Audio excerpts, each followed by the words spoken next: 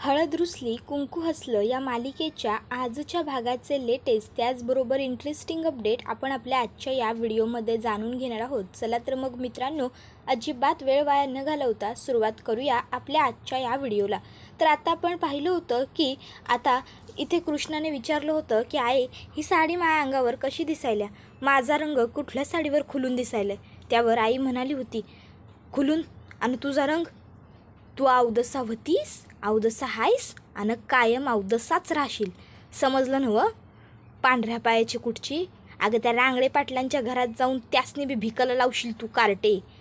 कुठल्या मुहूर्तावर माझ्या उडाव आणून ह्या कार्टीला बसून तुम्ही गेलायसा नव्हं? काव असं केलंस असं म्हणत आता ती तिकडनं घरामध्ये निघून जाते. त्याबरोबर आता लगेचच इकडे भक्ती म्हणायला लागते, आपली आई म्हणजे ना खरंच सरड्यापेक्षा बी चटाचटा रंग बदलती, नाहीतर काय. त्याबरोबर कृष्णा म्हणते, ए भावा, असं कशा पाय बोलायली असते तू. त्याबरोबर लगेच भक्ती म्हणते, काय चुकीचं बोलायलो आहे म्या? बघायलीस ना व कशी वागायली आहे ती. अगं बघ की, तुझं लगीन जेव्हा त्या नालायक जयकांबरोबर ठरलं होतं तेव्हा आपली आई केवढी खुश होती, गावामोहरं नुसती तुझी गोडवे गाऊन दाखवत होती. आणि आता दुष्यंत सरकार तुझ्याबरोबर लगीन करायलेत तर बघ की, तिचा पार सगळा उत्साहच मरून गेलाय, कशी वागायल्या. त्याबरोबर कृष्णा म्हणत असत्या, ए भावा, तू उगाच नको तो विचार करू नगस काय. आणि असं काय बी नसल. अगं आता माझं लगीन आहे म्हणल्यावर तिला माझी काळजी असणार नवं, मग काळजीमुळं वागायला आहे ती अशी. तुला का समजून नाही राहिलं बरं? मला तर काही कळत नाही तुझं भावा. त्याबरोबर भक्ती म्हणत असते, कृष्णा धन्य आहेस तू, समजलं का तुला. त्यावर लगेचच आता कृष्णा म्हणते, भावा बाकीचं समज सोड, पर मला एक गोष्ट सांगशील काय. त्याबरोबर भक्ती म्हणते, बोल. कृष्ण म्हणत असते, माझी पाठीवणी तरी आपली आई मनापासून करेल नवं, आपली आई मला गळा लावल नवं. हां बोल की ग भावा, करेल नवं असं आहे. त्याबरोबर भक्ती म्हणत असते, हे बघ कृष्णे, तू फक्त या समध्या गोष्टींची सपानं पाहत राहा. आपली आई असं काय बी करणार नाही. तिला तुझ्या लग्नाशी ना तुझ्या सुखाशी काय बी घेणं देणं आहे. बघायलाच नवं कशी वागायला ती. अगं कृष्णे, तिला काहीच फरक नाही पडणार. तुझ्या आनंदाचा तुझ्या सुखाचा तिच्याशी काय बी संबंध नाही, अशीच वागायला ती. काहून कळून नाही राहिलं तुला. त्याबरोबर कृष्ण म्हणत असते, ए भावा असं का बोलायलायस तू. हे बघ असं काय बी नाही, आई आहे नव्हती. अगं आता सध्या बघ की, माझ्या लग्नामुळं घरात तारांबळ आहे. लग्नामुळं सगळीच लोक बावरतात, गोंधळतात. तसंच तिचं बी झालं असेल की. तर दुसरीकडं जयकांतला आठवत असतंय ते म्हणजे कृष्णानं प्रत्येक वेळेस त्याला कशी ठसन दिली होती आणि सवतापासून कसं लांब ठेवलं होतं. आणि आता त्याचाच राग तो त्या पंचिंग बॅगवरती काढत असतोय. कच्चा बुक्क त्या पंचिंग बॅगला तो हाणतच असतोय. इतक्यात त्याच्यासमोर दृश्य येतं ते म्हणजे बाळजाबाईंनी त्याला मुस्काटवलेलं. त्याला त्या म्हणालेल्या असतात, अरे नालायका, लाज कशी नाही वाटली तुला हे असं समज वागताना. तुला कळायलं आहे का तू काय केलं आहेस त्या जयकांत.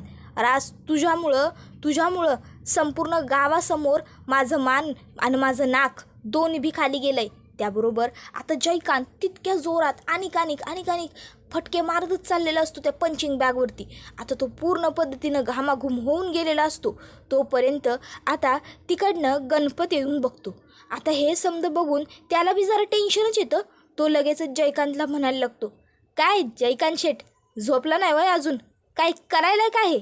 जयकांत शेठ अहो थांबा की, जयकांत शेठ अहो थांबा, ऐका आमचं. पण जयकांत कसला ऐकतोय, तो अनेक जोरजोरात मारायला लागतो. त्याबरोबर त्या ठिकाणं लगेचच त्याची आई आलेली असत्या आणि ती त्याला म्हणत्या, जयकांत, ए जयकांत, अरे बाळा बघ की, मी तुझ्यासाठी की नाही असं मस्त हळदानं जायफळ घातलेलं दूध करून आणले.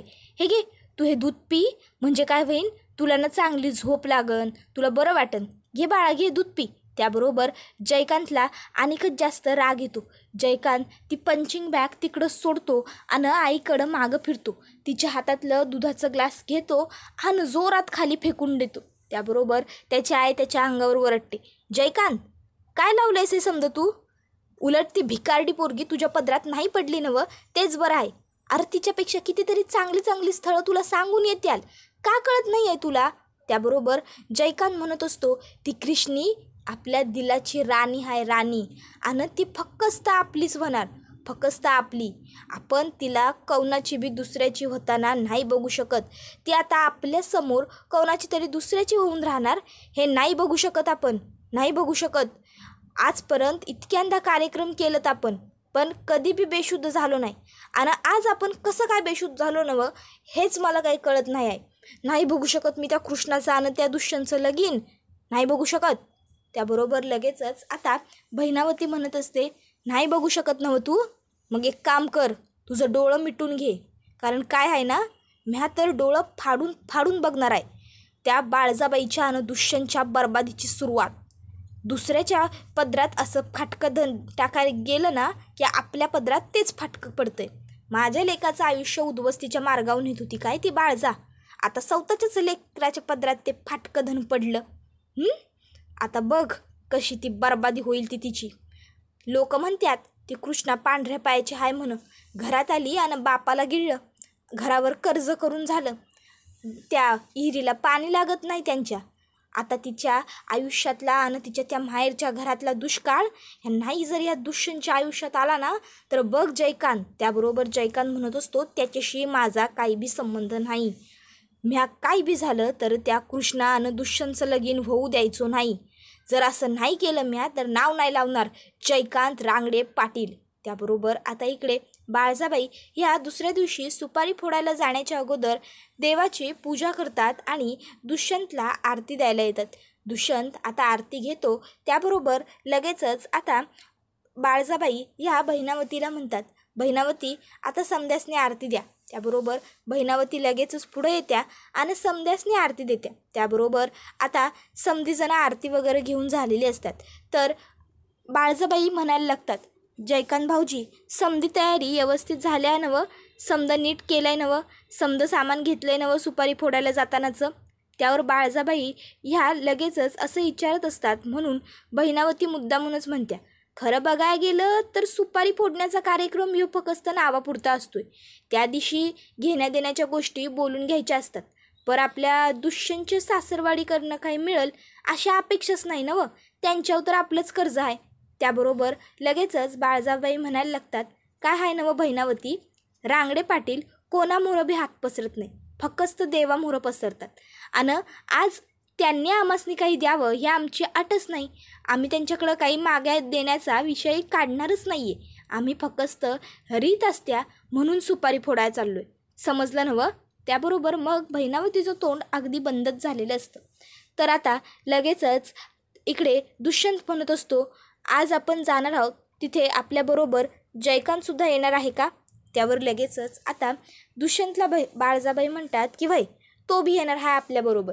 त्यावर दुष्यंत म्हणत असतो की नाही नको, त्याला सांग की येऊ नको. नाही म्हणजे मला वाटत नाही की त्याने येणं योग्य आहे. ऑलरेडी त्याच्यामुळेच हा सगळा किऑस क्रिएट झाला.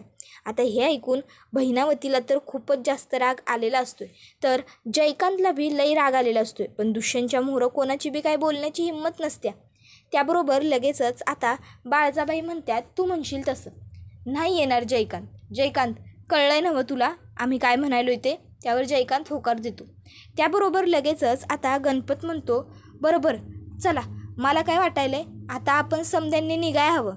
नाही म्हणजे काय आहे नवं, पुढं आणि येळेवर पोचाय हवं नवं का आपल्याला, आणि पुढं जाऊन उशीर व्हाय न गं, म्हणून म्हणालो चला की आता आपण पटापटा पुढं सरकून जाऊ.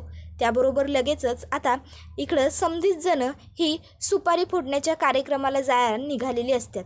काका म्हणतात, चला घाय करा, पुढचा कार्यक्रम वेळेवर व्हायच पाहिजे. आणि मग आता लगेचच बाळजाबाई बी म्हणतात, बरोबर बोलायलेत गणपत भाऊजी, दुष्यंत चल पटदिशी. त्याबरोबर आता दुष्यंत, त्याचबरोबर बहिणावती, बाळजाबाई, दुष्यंतचे वडील, काका एवढेच जण आता सुपारी फोडण्याच्या कार्यक्रमासाठी जाणार असतात.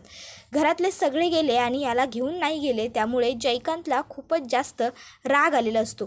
त्याबरोबर आता इथे सावित्रीने फोन केलेला असतो पूजाला. पूजा म्हणत असते, हॅलो, हां मॉम बोल, का कॉल केला होतास. त्यावर लगेचच आता इकडे ती म्हणायला लागते की खरं सांगू का पूजे तुला, अगं बाळा माझ्या जीवाची नाही तर लई घालमेल व्हायला लागल्या. अगं तुझा तो भरतार गावला का नाही गं तुला. त्याबरोबर आता ती म्हणत असते की नाही आई, मला तो नाही सापडलेला. त्याबरोबर ती म्हणत असते, अगं इथं तुझा भरतार घावना झाला आहे, तुझ्या आयुष्यात एवढं दुःख आहे. आणि इकडं बघ की, इकडं त्या कृष्णीच्या लग्नाची केवढी जय्यत तयारी सुरू झाल्या. माझी लई इच्छा होती ग पोरी, तुझ्या लग्नाचा मांडव ह्यो असा माझ्या दारात उभा करावा, तुझं एवढं थाटामाटात लगीन लावून द्यावं.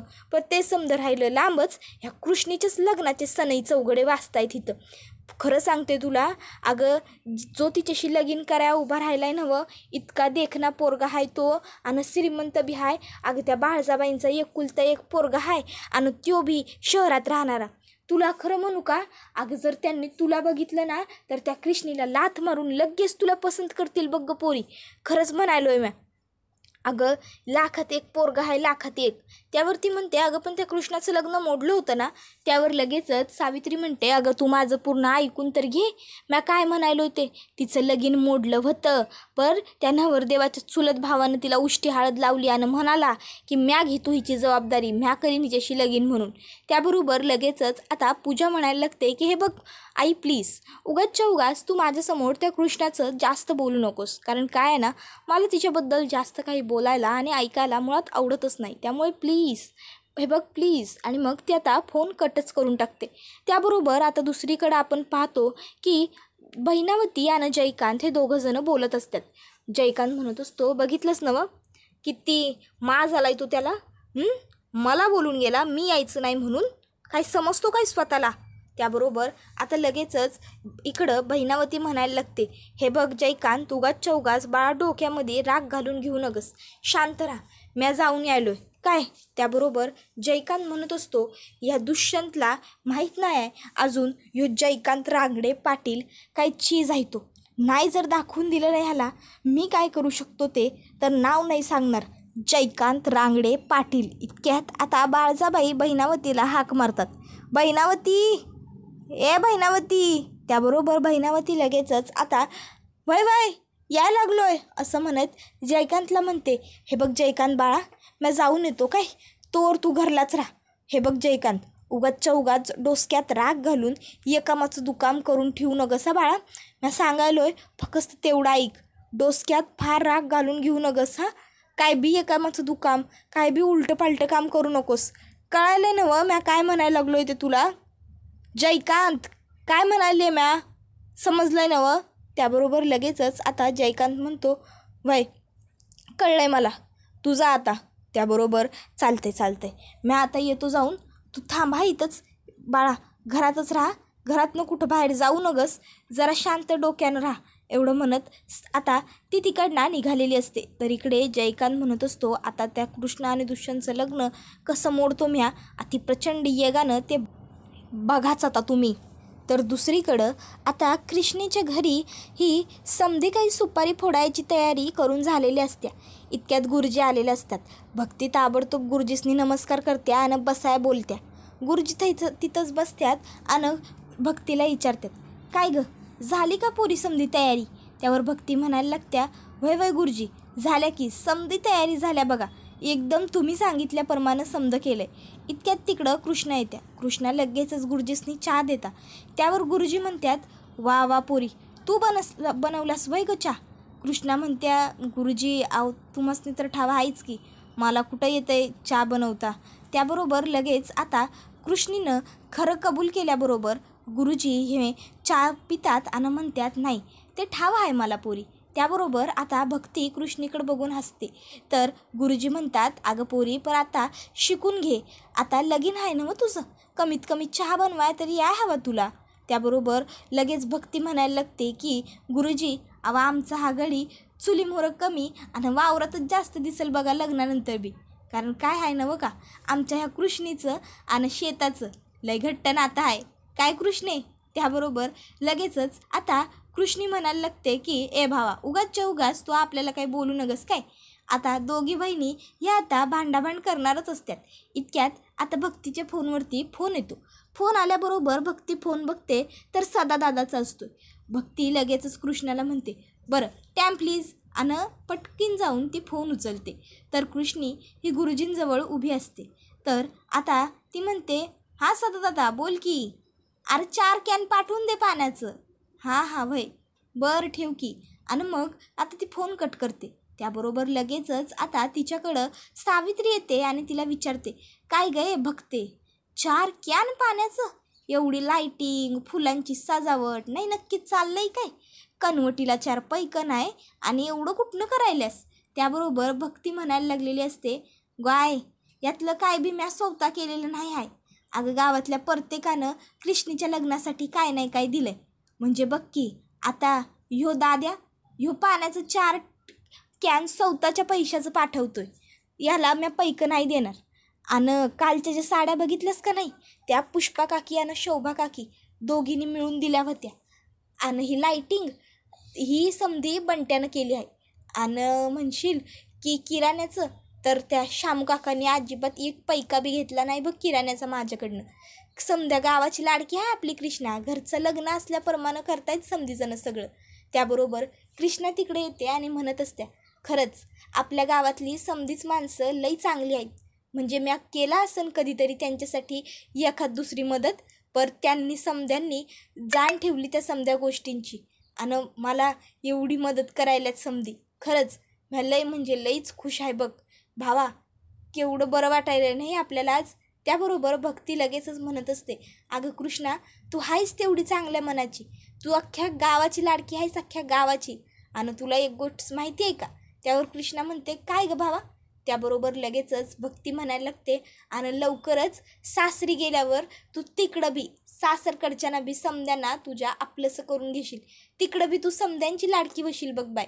तर आता इकडं आता पूजा ही रहेजाबरोबर बोलत असते. त्याला म्हणत असते, येस सर माझ्या लक्षात आहे ना. हो आपण आज डिनरला जाणार आहोत, मला माहिती आहे. हो मी येईन तुमच्याबरोबर. अहो एक महत्त्वाची मीटिंग आहे, तेवढी लाईनअप आहे. मीटिंग संपली, ऑफिसमधलं काम संपलं की मी येतेच. त्याबरोबर आता इथे मंजूने दुष्यंतच्या पुण्याच्या घराचा पत्ता आणलेला असतो आणि ती म्हणत असते की हा घे दुष्यंतच्या पुण्याच्या घराचा पत्ता. त्याबरोबर हे ऐकून पूजा म्हणत असते, मी तुला त्याच्या पुण्याच्या घराचा पत्ता नाही तर त्याच्या गावच्या घरचा पत्ता मागितला होता. त्यावर मंजू म्हणत असते, त्याच्या गावच्या घरचा पत्ता कुठेच नाही आहे, कुठेच नाही. आणि तुम्ही एकमेकांवर प्रेम करायचात ना गं, मग तुमचा कधी विषय निघाला नाही का?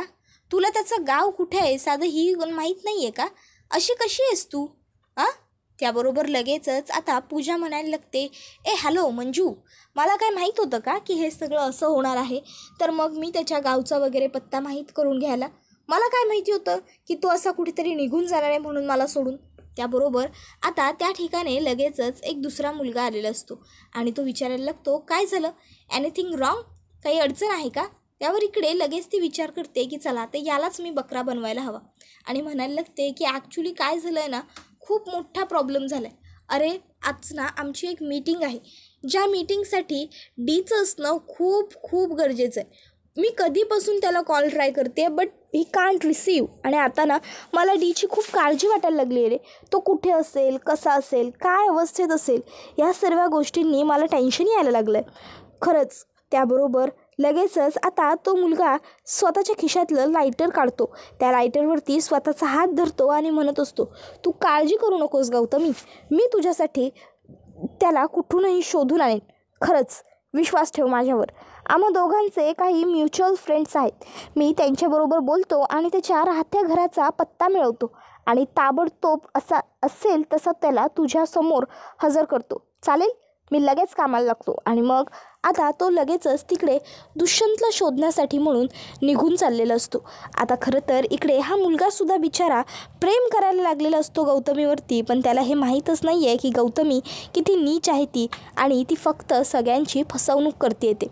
त्याबरोबर आता इकडे तो मुलगा गेल्यावर आता गौतमी म्हणायला लागते, चला आता डीचा पत्ता नक्की सापडणार. गौतमी म्हणत असते, तर मग मंजू तिला म्हणते की तुला काय करायचं आहे त्याचा पत्ता, कशाला उगाच तू त्याच्या मागे जातेस?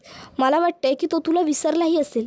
आणि तसंही आता रहेजा सर तुझे किती जवळ आलेत, मग तू त्यांच्याबद्दल विचार कर ना, त्यांच्यावर कॉन्सन्ट्रेट कर. त्याबरोबर लगेचच आता पूजा जाऊन तिचा हात घट्ट पकडते आणि तिला म्हणत असते, मागितलाय का मी तुझ्याकडे फुकटचा सल्ला? मागितलाय? मग कशाला देतेस? नको देऊस, गप्प बस. तो रहेजा माझी परमनंट इन्व्हेस्टमेंट कधीच नव्हता, समजलं तुला? तो फक्त टेम्पररी आहे आणि सपोज डी गेला आहे पैशांची जुळवाजुळव करायला. जर त्याची पैशांची जुळवाजुळव झाली असेल आणि म्हणून तो मला कॉन्टॅक्ट करत नसेल तर केवढा मोठा लॉस होईल माझा माहिती आहे का तुला? त्यामुळे हे असले फुकटचे सल्ले मला द्यायचे नाही, कळलं परत? त्याबरोबर आता मात्र ती गप्प बसते लगेचच. तर आता इकडे दुष्यंतच्या घरी सगळेजण आलेले असतात, अर्थात घरी म्हणजे सासरवाडीला. आता कृष्णाच्या अंगणात सगळा चिखल असतो. त्यावर बहिणावती म्हणायला लागते, अगं बाई बाई बाई, आली शेवटी दुष्यंतची सासरवाडी. किती हे चिखल नाही म्हणजे असू शकतो, पाऊस पडलाय ना त्यांच्याकडं, असू शकतो की चिखल. आपण करून देऊ की त्यासनी समजा चांगलं व्यवस्थित. काय म्हणालोय मी? चला आता आज जायचं काही समजांनी नाही म्हणजे एक एक करून समधीजणं याल. त्याबरोबर लगेचच आता समधीतजणं पटापट करून तिकडनं निघून जातात चिखलावरनं. पण आता दुष्यंतला मात्र त्या चिखलावरनं यायला काही जमत नसते, कारण त्याला घाण वाटत असते चिखलाची. आता लगेचच बाळजाबाई पुढं आल्यावर दुष्यंतला हाक मारतात, दुष्यंत. आणि मग त्या मागं बघतात तर काय, दुष्यंत तर अजून तिथंच आहे. मग आता लगेचच बहिणावती मुद्दामूनच कृष्णाला म्हणतात, कृष्णे बघ, आता आमचा पोरगा तुझ्या दारात आलाय, त्याला कसं खायला घालायचं ते तूच बघ. फक्त काय बी झालं तरी आमच्या पोराच्या पायाला चिखल लागता कामा नये. त्याबरोबर आता मात्र कृष्णासमोर ही खूप मोठा पेचच उभा राहिलेला असतो की दुष्यंतच्या पायाला चिखल न लागता त्याला कसं घेऊन यायचं. त्यानंतर आता चिरायू खाण्याची स्पर्धा लावलेली असते. आता भक्ती म्हणत असत्या, भाऊजी बघा हे चिरायू आहेत, तुम्ही हे चिरायू खायचे. 10 चिरायूंपर्यंत जर तुम्हासनी खारा चिरोया नाही भेटला तर मग तुम्हाला आयुष्यभर आमच्या बहिणीचं ऐकावं लागते. बघा बहिणीच्या ताटाखालचं मांजर बघून. आता बघा जमतंय का तुम्हासनी? त्याबरोबर आता तो खात असतो आणि सगळे गोड निघतात. आता ती म्हणत असते, भाऊजी शेवटचा आहे, नीट बघून खा नाहीतर चान्स गमवाल. त्याबरोबर तो म्हणत असतो की हे सुद्धा गोड आहे. मग ह्यो व्हिडिओ इथंच संपतो. व्हिडिओ आवडला तर व्हिडिओला लाईक करा, चॅनलवर नवीन असाल तर चॅनलला सबस्क्राईब करा आणि बेल आयकॉन आठवणीने प्रेस करा, जेणेकरून तुम्हाला पुढच्या प्रत्येक व्हिडिओचं नोटिफिकेशन मिळत जाईल आणि सर्व व्हिडिओंचा आनंद हा अगदी उत्तम पद्धतीने घेता येईल. चला तर मग मित्रांनो, आजच्या पुरतं इथेच थांबूया. पुढचा व्हिडिओ येईपर्यंत टाटा बाय बाय, धन्यवाद, take care all of you.